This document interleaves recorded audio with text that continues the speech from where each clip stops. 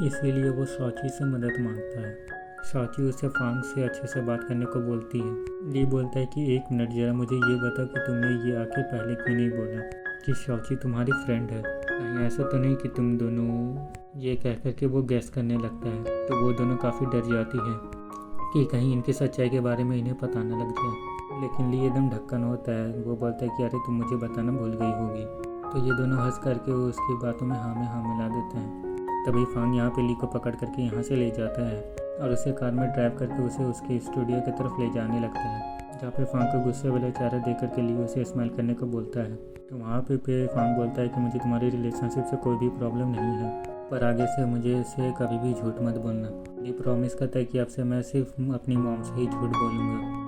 फिर वो बोलता है कि भाई मैंने वैसे लाइव स्ट्रीम देखी थी, क्योंकि आखिर क्या वो आजकल कंपनी में क्या प्रॉब्लम चल रहा है और कंपनी में जो कुछ भी प्रॉब्लम चल रहा है वो आखिर किसने किया है। तो वो उसे झूठ बोल देता है कि तुम चिंता मत करो, मैं ये सब कुछ देख लूँगा, ये जरूर किसी राइवल का काम होगा, तुम सिर्फ अपनी पेंटिंग में ध्यान दो। ये ऐसी बातें सुन करके लिए उसे हक कर लेते हैं। तो फांग उसे बोलता है कि ये मुझे नहीं, मेरी शाबू को जाकर के हक कर लो। ली बोलता है कि क्या भाई आप भी, अभी हम इतना ऊपर तक नहीं पहुँचे हैं। दूसरी तरफ शाबू शॉची से बोल रही होती है कि तुम दोनों को साथ में काफ़ी सारे लोगों ने लाइव स्ट्रीम में देखा और सभी लोग तुम्हारे बारे में यही बातें किया जा रहे थे, तो क्या फांग के लिए अब तुम्हारे लिए एटीट्यूड चेंज हुआ है।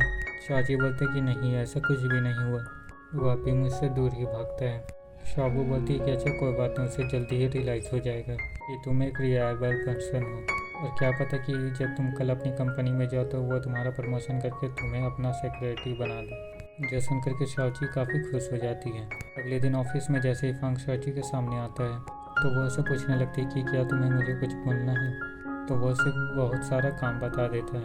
शॉची बोलती है कि इसके अलावा तुम्हें कुछ बोलना है। फांग बोलता है कि अपने काम पे ध्यान दो, और बेचारे के यहाँ पे प्रमोशन का सपना टूट जाता है। शॉची अब काम के लिए हान के पास जाती है, जहाँ तक वो काफ़ी सैड बैठा हुआ था। तो वो उससे पूछती है कि आखिर तुम्हें क्या हुआ है।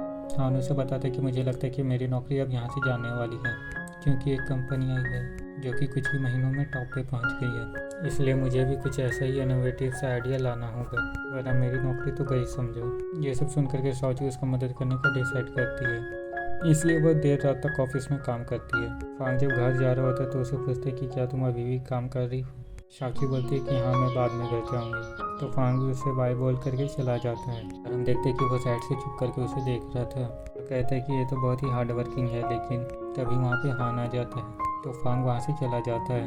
हान सोचता है कि फांग यहाँ पे खड़ा होकर के क्या कर रहा था।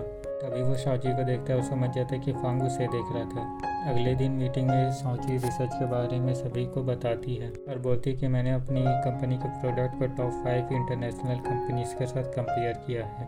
सभी कंपनीज के पास उनके एक सिग्नेचर प्रोडक्ट्स है, जिसकी वजह से सभी कस्टमर्स उसके कंपनी को ट्रस्ट करते हैं। इस प्रोडक्ट को उसने अपनी हाईटेक टेक्नोलॉजी से बनाया है, इसलिए मुझे लगता है कि हमारी कंपनी को भी वैसा ही कुछ सिग्नेचर प्रोडक्ट बनाना चाहिए जो कि कस्टमर के दिल में बैठ जाए। सभी लोग यहाँ पे बात करने लगते हैं कि फ़िलहाल उनके पास जो टेक्नोलॉजी है तो उसके हिसाब से पता नहीं वो लोग कब तक ऐसी चीज़ें बना पाएंगे। तो फांग यहाँ पे अनाउंस करता है कि मैंने इस बारे में सोचा है कि हमारी कंपनी अलग से एक अपना रिसर्च एंड इनोवेशन का डिपार्टमेंट बनाएगी, जिसमें ये अच्छी सी टेक्नोलॉजी डेवलप होगी जिसमें वो अलग सिग्नेचर प्रोडक्ट को बना पाएंगे। जो सुनकर के सभी लोग काफ़ी खुश होते हैं। घर पे हम शॉची को काफ़ी खुश देखते हैं, क्योंकि उसे लग रहा था कि जो R&D के लोग होंगे वो कुछ देर के बाद हार्मोन एलिमेंट को डिटेक्ट कर लेंगे, और इसीलिए अब उसे बार बार फांग के पीछे भागने की ज़रूरत नहीं पड़ेगी हार्मोन्स कलेक्ट करने के लिए। और जैसे ही वो हार्मोन एलिमेंट बनेगा वो उसे ले करके अपने घर चले जाएगी। और हम स्टेप मॉम को देखते हैं जो कि कान को कॉल करके बोलती है कि मैंने सुना है कि फांग R&D डिपार्टमेंट को ओपन करने वाला है। वो बोलता है कि बहन चिंता मत करो, ये करने के लिए फांग को मिस्टर कन्वेस को ही सेटिस्फाई करना होगा, जो कि तुम्हें पता है कि एक नंबर के खड़ूस इंसान है। अगले दिन हम फान को देखते हैं जो कि मिस्टर जू से मिलने के लिए एक जगह पे वेट कर रहा होता है, लेकिन उसका असिस्टेंट मैसेज करके बताता है कि मिस्टर जू अब नहीं आ पाएंगे। जैसे कि हम समझ पाते हैं कि वह सचमुच में काफ़ी खड़ूस है। हम सोचता है कि अगले दिन जो कॉकटेल पार्टी होने वाली है उसमें तो मिस्टर जू जाएंगे, तो मैं वहाँ पे जाकर के उनसे बात करूँगा।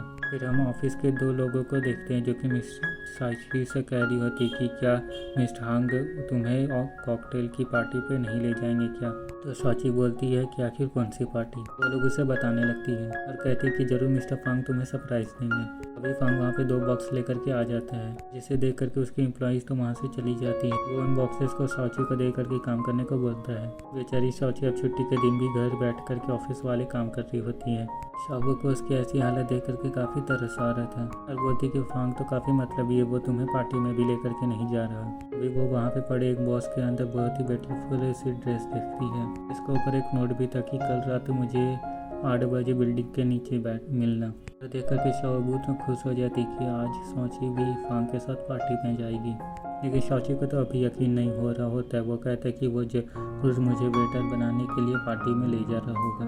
अभी वहाँ पे मिस चाय आ जाती है जो उस ड्रेस और शूज़ को देख करके बोलती है कि ये तो बहुत ही एक्सपेंसिव कपड़े हैं। मुझे नहीं पता था कि फांग एक लड़की को चेस करने के लिए इतना सारा पैसा खर्च करेगा। लेकिन शौची अभी भी कन्विंस नहीं होती। वो बोलती कि मैं ऐसा प्रेटेंड करूँगा जैसे कि मैंने ये सब देखा ही नहीं और मैं पार्टी में नहीं जाऊँगी। तभी शाबू से कहती है कि पार्टी में तो उतना अच्छा खाना होगा। सुन करके शौची की आंखें बड़ी बड़ी हो जाती हैं। तो वो पार्टी में जाने के लिए मान जाती है और रात में हम फांग को देखते हैं जो कि बिल्डिंग के नीचे शौची का वेट कर रहा होता है। यहाँ पे हानू से बोलता है कि शौची ने हमारी इतनी बड़ी मदद की है कंपनी का प्रॉब्लम्स को सॉल्व करने के लिए और आपने तो उसे ठीक तरह से थैंक यू भी नहीं बोला। और ऊपर से भला इस तरह के नोट करके कौन भला किसी को पार्टी में इनवाइट करता है। अगर मैं आपकी जगह होता ना तो कभी भी ऐसा नहीं करता। फांग उससे बोलते कि अच्छा मुझे बता कि आखिर मुझे उसे कैसे इनवाइट करना चाहिए था। यहाँ पे फानू उसे क्लोज आकर के उसे एक्टिंग करके दिखाने लगता है कि कैसे उसे शौची को इनवाइट करना चाहिए था। इसकी ऐसी हरकतें देख कर के फांग उससे दूर कर देता है। अभी वहाँ पे शौची आ जाती है जो कि बहुत ही ज़्यादा खूबसूरत लग रही थी। फांग तो उसे बस देखे ही जा रहा था। ये दोनों एक दूसरे के पास आते हैं और जैसे ही शौची गिरने वाली रहती है तो फांग उसे पकड़ लेता है। इन्हें इस तरह देख करके हान भी स्माइल करता है। शौची बोलती कि मैंने दिन भर खाना नहीं खाया ताकि ये ड्रेस मुझे फिट आ जाए। तो बताओ मैं कैसी लग रही हूँ। फानू से बोलता है कि तुमने मेरे जूतों पे पैर रखा हुआ है। तो शौची उससे तुरंत ही दूर हो जाती है। फिर वो उसे बोलता है कि इट्स प्रीटी। तो फिर शौची बोलती है थैंक यू। तो फिर फांग बोलता है कि मैं तुम्हें नहीं बल्कि इस ड्रेस को बोल रहा था। जो सुन करके शौची उसे घूरती है और ये दोनों कार के अंदर बैठ जाते हैं। कार के अंदर ये दोनों कुछ भी बातें नहीं कर रहे होते हैं। तब हान बोलता है कि बॉस क्या आपको शौची को कुछ कहना है। तभी हान बोलते हैं कि आज मेरी बहुत ही इंपॉर्टेंट मीटिंग है तो कुछ भी गड़बड़ मत करना। जिसकी ऐसी बातें सुन करके फांग सोचने लगता है कि हान तो जरा भी रोमांटिक नहीं है। यहाँ पे ये दोनों कॉकटेल पार्टी में पहुँच जाते हैं जहाँ पे हान यहाँ पे बहुत सारे लोगों से मिलता है और शौची कप केक खाने लगती है। तभी वो देखती है कि फांग के पास बहुत सारी लड़कियाँ आकर के उससे पूछ रही थी मिस्टर फांग क्या आपके साथ आपकी डेट नहीं आई। कोई बात नहीं, यहाँ पे वैसे भी काफ़ी सारी लड़कियाँ हैं। इन्हें इस तरह से देख करके शौची सोचती कि अब मेरी बारी है।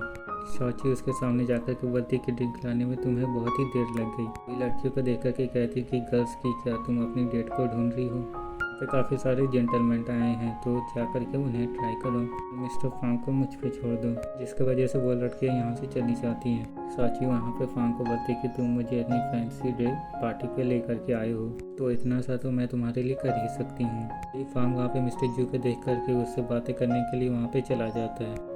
वो उसे जैसे ही देखता है तब फिर वो उससे कहता है कि क्या तुम मुझसे रिसर्च एंड डिपार्टमेंट के बारे में बात करने के लिए आए हो। तो फांग बोलता है कि आप मुझसे मिलने के लिए मना कर रहे थे तो क्या मैं ये अज्यूम करूँ कि आप मुझसे अगेंस्ट हैं। मिस्टर जू बोलते कि कंपनी वैसे ही पहले से बहुत सारी चीज़ों में खर्चा कर रही है और रिसर्च एंड डिपार्टमेंट का आइडिया मेरे हिसाब से अच्छा नहीं है। तुम अभी यंग हो, जल्दी जल्दी आगे बढ़ना चाहते हो, लेकिन थोड़ा सब्र करो। और वो यहाँ पे उसे पार्टी एंजॉय करने का बोल करके चले जाते हैं।